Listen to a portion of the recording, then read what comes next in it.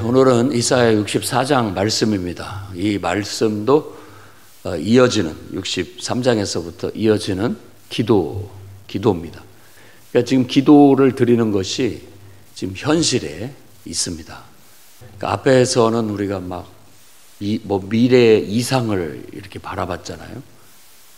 회복된 예루살렘과 거기에서 사람들이 다 몰려와서 하나님을 예배하는 환상을 봤어요.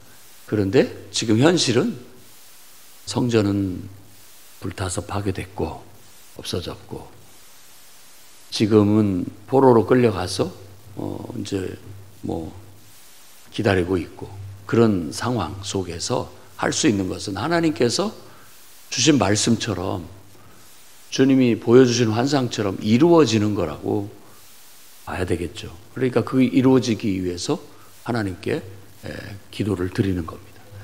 우리의 기도도 마찬가지입니다. 우리가 기도하는 것은 우리가 원하는 대로 하나님 다 해달라는 그런 기도도 있습니다만은, 대부분의 올바른 기도는 하나님의 뜻이 빨리 이루어지기를 바라는 마음, 그리고 하나님의 뜻을 받들어서 내가 지금 해야 할 일이 무엇인지를 하나님 앞에서 받고 그것을 실행하기 위한 기도, 그것이 가장 우리가 인생을 건전하게 하나님의 뜻대로 살아가기 위한 바른 기도라고 할 수 있겠어요.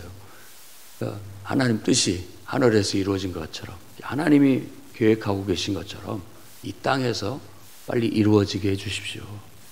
하나님께서도 하나님의 열심으로, 주의 열심으로 그 일을 이루실 것이다 라고 말씀하셨고, 말씀대로, 약속하신 대로, 우리에게 비전을 보여주신 그대로 이루실 것이라고 우리는 확신하고 나아가야 되겠습니다. 자, 그래서 오늘 기도도 원하건대 라고 말하면서 시작합니다. 주는 하늘을 가리고 강림하소서. 하늘을 가리고 강림하라는 표현이 2번 나옵니다. 이렇게 2번 이상 반복적으로 나오는 것은 그 메시지를 더 강조하기 위한 겁니다. 어떤 말을 우리도 의사전달을 할 때 이렇게 말하고 알아들었지? 좀 뭔가 걱정이 되면 한 번 더 반복해서 말해주는 게 훨씬 도움이 되죠. 그런 것처럼 하나님 말씀도 성경에서도 그렇게 강조하고 있습니다. 하나님의, 주님의 강림, 주 하나님께서 하늘을 가리고 강림하셔서 결국 주의 원수가 주의 이름을 알게 하소서. 빨리 그런 날이 오도록, 지금 우리를 포로로 잡아온 이 이방 나라들이, 이방의 제국이 다 하나님을 알게 하소서. 그리고 이방 나라들로 주 앞에서 떨게 하소서. 두려워 떨게 해달라고. 그렇게 하나님은 위엄과 권능이 있는 분이시고, 정말 하나님이 강림하시면 온 세상이 진동하고, 결국 이런 하나님, 무섭다, 위대하다, 놀랍다, 이런 하나님은 우리가 들어본 적도 본 적도 없다, 이런 식으로 말하게 해달라고 기도하고 있는 거예요. 우리의 기도도 똑같죠. 지금 하나님을 알지 못하는 사람들, 믿지 않는 사람들, 눈에 보이지 않는다고 신이 어디 있느냐라고 말하는 그들, 그러나 우리 눈에 보이는 모든 것들은 보이지 않는 것으로 말미암아 되었거든요. 그러니까 보이지 않는다고 존재하지 않는 게 아니라 어쩌면 보이지 않는 것이 더 본질적인 것이라고 볼 수 있어요. 그래서 거꾸로 생각하면 보이는 것은 보이지 않는 것으로 말미암아 나타난 허상 같은 것이고, 보이지 않는 것이 영원한 본질이에요. 조금만 생각을 해보면 금방 알 수 있습니다. 사람들은 보이지 않는 게 별로 중요하지 않다라고 생각하는데, 보이지 않는 것은 변함없이 영원한 것이고요.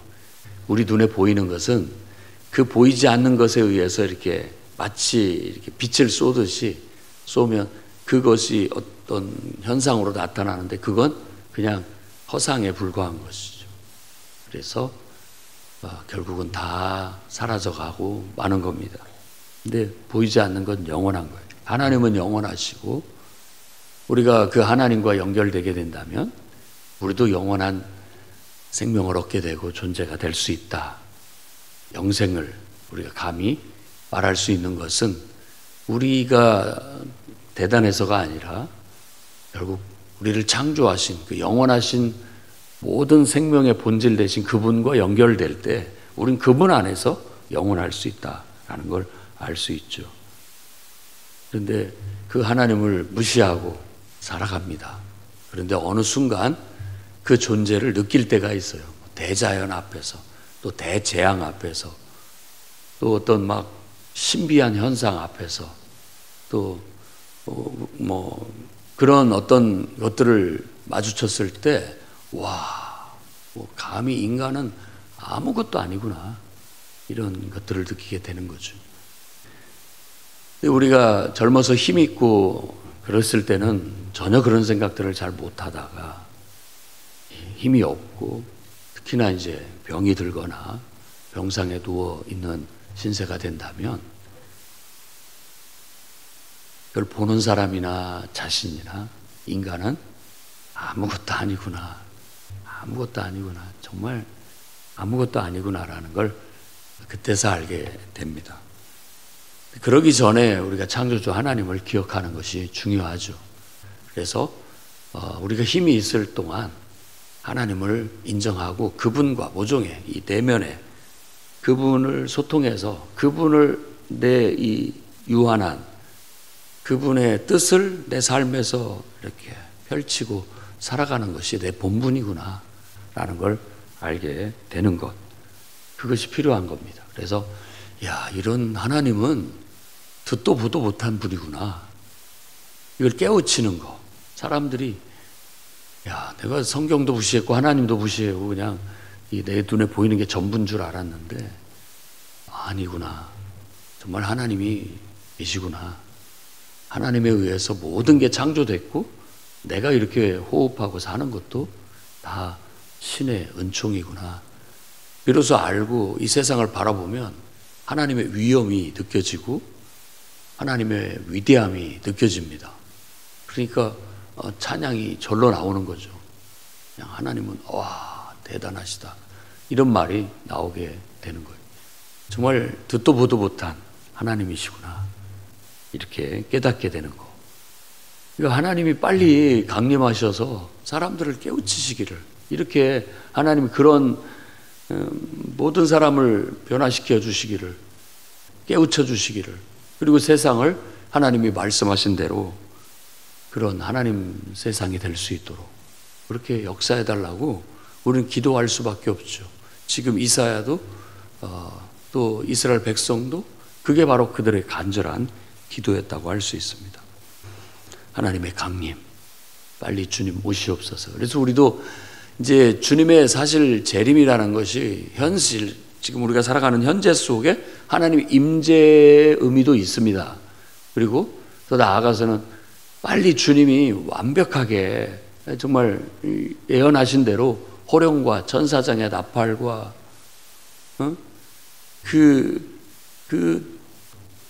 이 땅에 강림하셔서 천하 만민이 정말 하나님이 계셨구나, 우리는 왜 그걸 모르고 살았지?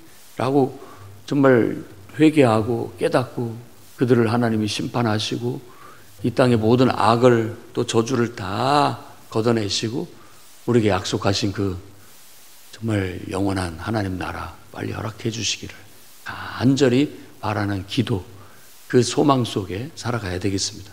그날이 올 때까지 우리는 기도하면서 기다리는 거고, 기도하면서 그 나라가 빨리 오도록, 하나님의 뜻이 빨리 이루어져서 하나님의 역사가 일어나도록 오늘도 기도하면서 우리가 살아가는 삶 속에, 현실 속에 강림해달라고, 임재해달라고, 역사해달라고 기도하며 나아가야 되겠습니다.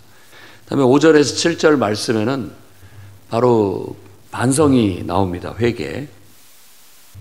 이스라엘 백성이 지금 현실에 처한 상황 속에서 우리 자신들을 돌아보는 거죠.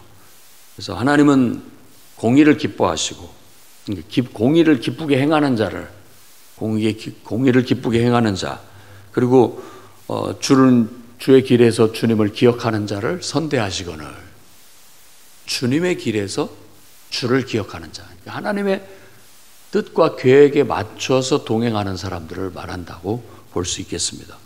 이런 사람을 선대하거늘 우리는 그러지 못했다. 결국 주님께 범죄하였다. 그러니 어찌 우리가 구원을 얻으리까? 이렇게 탄식을 합니다. 우리는 다 부정한 자 같고 우리의 의는 더러운 옷과 같았고 잎사귀처럼 시들어서 우리의 죄악이 바람에 불려 날아간다. 이렇게 말합니다. 그러면서 그냥 스스로 주의 이름을 부르는 자도 없고 주를 붙잡는 자도 없다. 이 말씀을 우리가 귀하게 생각해야 됩니다. 스스로 주를 부르는 자도 없고 주를 붙잡는 자가 없어요. 가만 보면 누군가가 가서 깨우쳐 줘야 되고 손을 잡아줘야 된다라는 걸 말해요. 그래서 하나님은 고린도서의 사도 바울이 전도의 미련한 방법을 통해서 사람을 구원하시려고 하신다라고 말하는 겁니다. 그냥 알아서 깨닫고 나오는 법은 쉽지 않다는 거죠. 누구든지 가가지고 진리를 전하고 욕을 먹더라도 가서 진리를 전하고 듣는 채도 안 하더라도 가서 진리를 전하고 손을 잡아줄 때 깨닫는 역사가 있고 구원받는 역사가 있을 수 있다라는 것이죠. 그래서 하나님은 마치 우리가 범죄하여 하나님의 뜻을 기억하지 못하고 하나님과 동행하지 못하고 곁길로 나가니까 결국 하나님은 우리에게 얼굴을 가리셨고 우리 죄악 때문에 우리가 소멸되게 하셨다라고 그렇게 말합니다. 이것은 이스라엘의 지금 처한 환경이기도 하고 더한 것은 모든 인류가 처한 실존이기도 합니다. 모든 사람이 다 이 죄에 빠져 있는 거예요. 그 죄에 빠져서 스스로가 거기서 벗어나오지 못해요. 그러니까 그를 끌어낼 수 있는 유일한 도구는 방법은 예수 그리스도고 그 예수 그리스도는 누가 전달해 주느냐? 바로 주의 종들이죠. 주님께 쓰임 받는 자, 앞에서 말한 것처럼 기쁘게 공의를 행하는 자, 주의 길에서 주의 길로 주의 길을 기억하고 가는 자, 바로 오늘날 신실하게 예수 믿는 사람들이 그들의 말을 잘하든 못하든 가서 사람을 가서 만나서 입으로 진리를 말하고 예수 믿으라고 하고 하나님은 살아계시다라고 하고 예수님이 너를 위해서 이 땅에 오셨고 십자가에 죽으셨다고 말하고 그가 죽은 자 가운데서 부활하심으로 이제 누구든지 예수 믿는 사람은 영생을 얻게 될 것이라고 약속하셨다고 이렇게 전해야 되는 거예요. 웃기는 소리 하지 마라. 이렇게 반응을 해도 그런 말 하려면 가라 라고 빈잔을 들어도 우리는 그냥 듣든지 안 듣든지 우리는 광야에 외치는 자의 소리니까 듣든지 안 듣든지 진리를 전한다. 네가 듣고 안 듣고는 네 마음이겠지만 나는 내 할 일을 한다 라고 전하면 어느 순간 그 말씀이 살아서 역사합니다. 꼭 씨앗을 뿌린 것처럼 그것이 떨어졌으니까 씨앗이라는 게 이게 없어질 수도 있고 죽을 수도 있지만 뿌리를 내려서 자랄 수가 있잖아요. 깨어날 수가 있다고요. 그래서 하나님은 전도라는 남들이 볼 때는 미련한 방법 같은데도 그것을 통해서 결국 하나님께 돌아오게 하고 하나님께 눈뜨게 하고 그들이 하나님의 살아계심을 깨닫게 되고 하나님을 인정하게 되고 하나님을 예배하게 되게 되는 줄로 믿습니다. 보편적인 인간의 실존이 바로 그래요. 그런 죄악에 빠져서 스스로 나오지를 못합니다. 이스라엘도 지금 죄 가운데 빠져서 하나님의 손을 내밀어 주시기를 간절히 기도하고 있는 거예요. 그래서 8절 9절 말씀 보면 앞에서도 말했지만 주는 우리 아버지이십니다 라는 걸 강조합니다. 주는 우리의 아버지이십니다. 예수님께서도 항상 하나님을 아버지라고 불렀습니다. 바로 이런 이사야의 예언에 그 지금 깨우치는 그 말씀에 준하고 있다고 볼 수가 있겠죠. 물론 그분이야말로 진정으로 하나님은 아버지셨지만 우리도 마찬가지예요. 똑같이 우리가 그분에게서부터 나왔고 그분은 우리를 사랑하신다는 거. 그런 의미로 주는 우리의 아버지십니다. 나는 하나님께로부터 나왔어요. 하나님이 나를 이 땅에 내보냈다고요. 그리고 하나님께서 나를 돌보고 계시고 그분의 계획 속에 나를 이끌고 계시다라는 그 믿음이 담겨져 있는 말이 주는 우리 아버지십니다 라는 그런 고백인 거죠. 그러니까 더 친근해요. 주님은 우리를 창조하신 창조자이십니다 라는 말보다도 더 친근한 느낌을 갖게 되는 거죠. 그리고 그 은유적인 표현으로 만일 우리는 진흙이고 하나님은 토기장이십니다 이렇게 말하고 있는 거예요. 주의 손으로 우리는 다 우리를 지으시지 않았습니까? 이제 여호와여 너무 분노하지 마시옵소서. 그러니까 우리가 죄를 지어서 분노를 하시고 벌을 받는 거 마땅한데 우리가 너무 분노는 하지 말아 주십시오. 그러니까 분노를 좀 잠재우고자 하는 거죠. 사실 이 하나님의 이 진노, 이 분노를 완전히 잠재우신 분이 바로 예수 그리스도입니다. 그가 십자가의 죽으심으로 이 범죄에 대한 분노가 가라앉았다라는 게 성경의 설명인 거예요. 예수님 때문에 다 풀린 거예요. 그래서 하나님과 우리 사이가 관계가 회복되게 될 수 있었던 것이죠. 보시옵소서, 보시옵소서, 우리는 다 주의 백성입니다. 우리가 바로 주님의 백성입니다. 신약 성경은 더 나아가서 우리가 주님의 자녀입니다. 주의 영으로 낳은 자녀입니다 라고까지 얘기하니까 얼마나 더 친밀하고 가까워졌다는 얘기예요.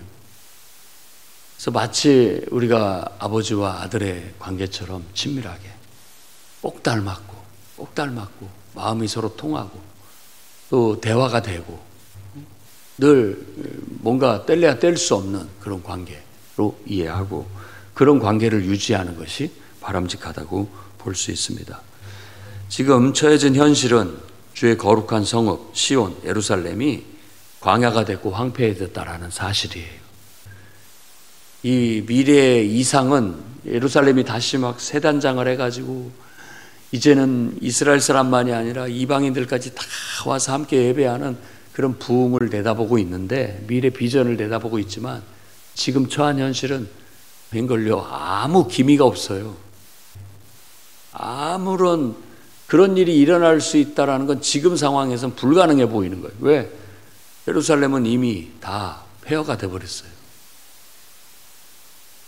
그 거룩하고 아름다웠던 성전, 정말 우리 조상들이 거기에서 찬송하고 예배드렸던 그곳이 지금은 다 황폐해져 버렸다라고 회상을 합니다. 일이 이 지경이 되었는데 마지막 절에 주님 아직도 가만히 계시려 하십니까? 라고 하나님을 설득하는 거예요. 아직도 잠잠하시고 우리의 괴로움을 아직도 우리가 괴로움을 더 받아야 됩니까? 괴로움을 받게 하십니까? 라고 하나님 앞에 탄식하며 기도하고 있는 거예요. 그것은 우리가 미래에 하나님의 계획을 들었지만 지금 우리 눈앞에 있는 현실은 전혀 그것이 맞지가 않아요. 이루어질 것 같지도 않아요. 완전히 아무 기미도 보이지 않는 그런 상황인 거예요. 그러나 말씀의 씨는 이미 뿌려졌어요. 보이지 않지만 땅속에 있습니다. 그것이 결국은 뿌리를 내리고 싹이 날 것이고 그게 자라서 결국 열매 맺는 날이 오게 될 거예요. 그러니 그 희망을 가지고 오늘 또 기도하시기 바라요.